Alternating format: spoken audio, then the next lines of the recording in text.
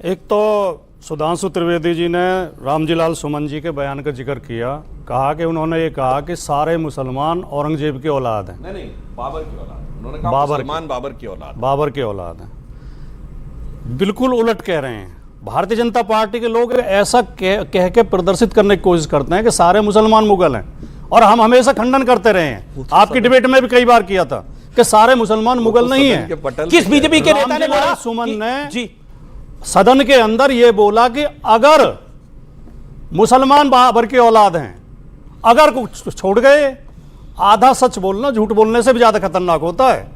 वो कह रहे हैं अगर मुसलमान बाबर की औलाद हैं, देख लें आप। फिर आपने कहा कि तुम किसके लिए कहा? उन्होंने कहा फिर तुम किसकी औलाद हो? तुम कहा बीजेपी वालों के लिए।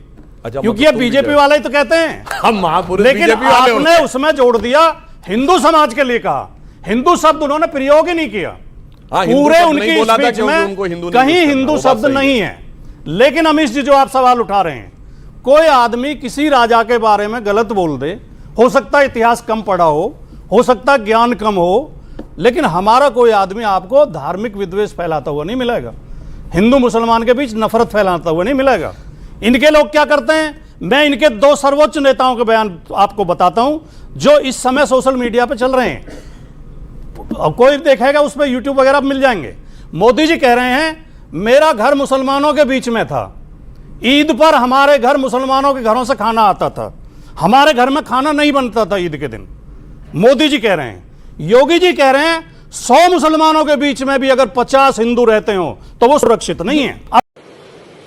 अच्छा,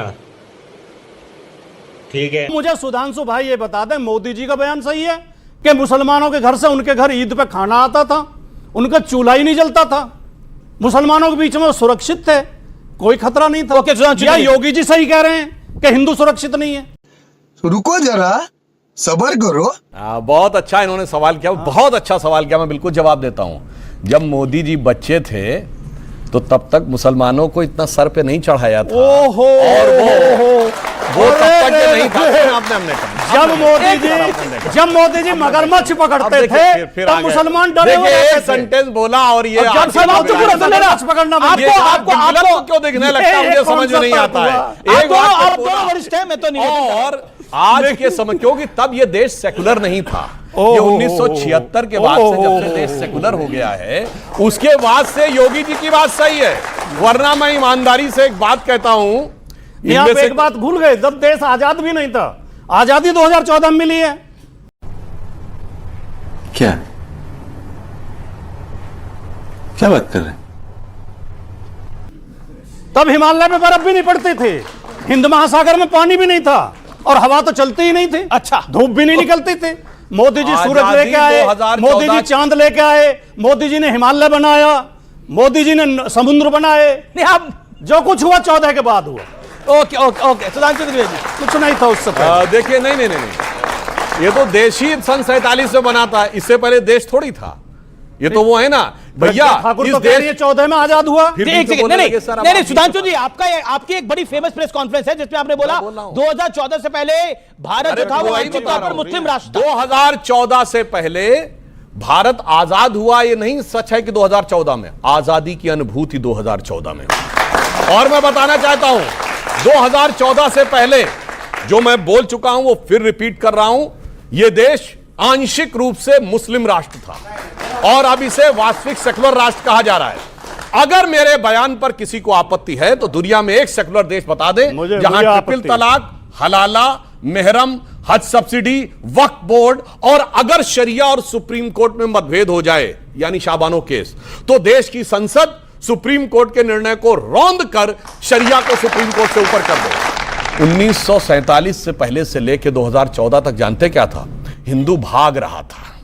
पहले काबुल से भागा था। सुभाष चंद्र बोस जी गए थे, याद करिए, तो वे बहुत बड़े ड्राई फ्रूट के मर्चेंट थे। मेहरोत्रा जी उनके यहां रुके थे। 1/3 हिंदू और सिख था। आज कोई मेहरोत्रा जी बचे काबुल में?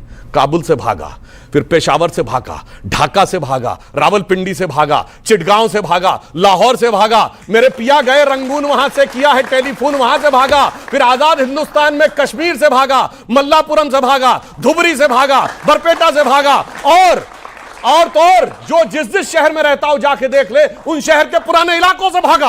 क्योंकि आज किसी की हिम्मत नहीं है वो जहां रहे, मगर 2014 के बाद जागता हुआ दिख गया, भागता हुआ बुरा लगता था, ये कहानी है, जागता हुआ इनको अच्छा नहीं लग रहा। क्या बात है सर, क्या बात है सर, क्या बात, ये बात है। ये आपको इसलिए हिंदू मुसलमान दिखाई दे रहा है। सुधांशु त्रिवेदी का कहना है हिंदू जाग रहा है और इसीलिए विपक्ष भाग रहा है।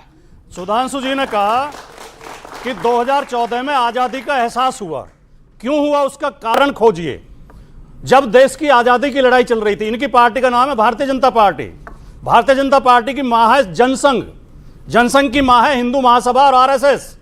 हिंदू महासभा और आरएसएस से इनकी पार्टी का जन्म हुआ है। जब देश की आजादी की लड़ाई चल रही थी तो हिंदू महासभा और आरएसएस अंग्रेजों के साथ थी, आजादी की लड़ाई में शामिल नहीं थी। इसलिए जब देश आजाद हुआ तो देश की जनता ने इन्हें नकार दिया। इनकी कहीं एक सीट आती थी, कभी दो आती थी। कृपया बोलने दें, कृपया बोलने दें। और 1990 में जाके नकार रखा था आपको। आपकी पार्टी को कोई गंभीरता से नहीं ले सकता था, क्योंकि ये अंग्रेजों की मुखबिरी करते थे, स्वतंत्रता सेनानियों के खिलाफ कोर्ट में गवाही दिलवा के उन्हें सजा करवाते थे। जब भारत का संविधान लागू हुआ इन्होंने उसका विरोध किया। जब तिरंगा झंडा फहराया गया इन्होंने उसका विरोध किया। आरएसएस के मुख्यालय पर 2002 तक तिरंगा झंडा नहीं फहराया गया। 2001 में 2 नौजवानों ने जाकर तिरंगा लगा दिया तो आरएसएस ने उनके खिलाफ मुकदमा लिखवाया, जेल भिजवाया उन्हें। भाटी जी, अब क्योंकि लास्ट बोल रहा हूं, जी कृपया, जब 1990 में इन्होंने हिंदू मुसलमान करके, मस्जिद पे प्रहार करके, मंदिर मस्जिद करके और सरकार बना ली, 14 तक में इनकी फुल मेजोरिटी की सरकार आई है, तो इन्हें तब लगा कि अब देश आजाद हुआ है। जब देश सेकुलरिज्म के रास्ते पर चल रहा था, सोशलिज्म के रास्ते पर चल रहा था, संविधान के रास्ते पर चल रहा था, तब इनके मन में पीड़ा थी। सेकुलरिज्म इन्होंने कहा मुस्लिम राष्ट्र, आखिरी बात अभी मजा आएगा ना भिड़ो। इन्होंने पता नहीं, हमारी पार्टी तो बनी 1952 में है, और ये जोड़ दिए जाके उससे पहले हिंदू महासभा आरएसएस थी। आपने कहा आरएसएस की मां है, ये कांग्रेस की मां कौन है? 1885 में कांग्रेस ब्रिटिश सरकार के सेक्रेटरी एलन ऑक्टेवियम ह्यूम के द्वारा बनाई गई।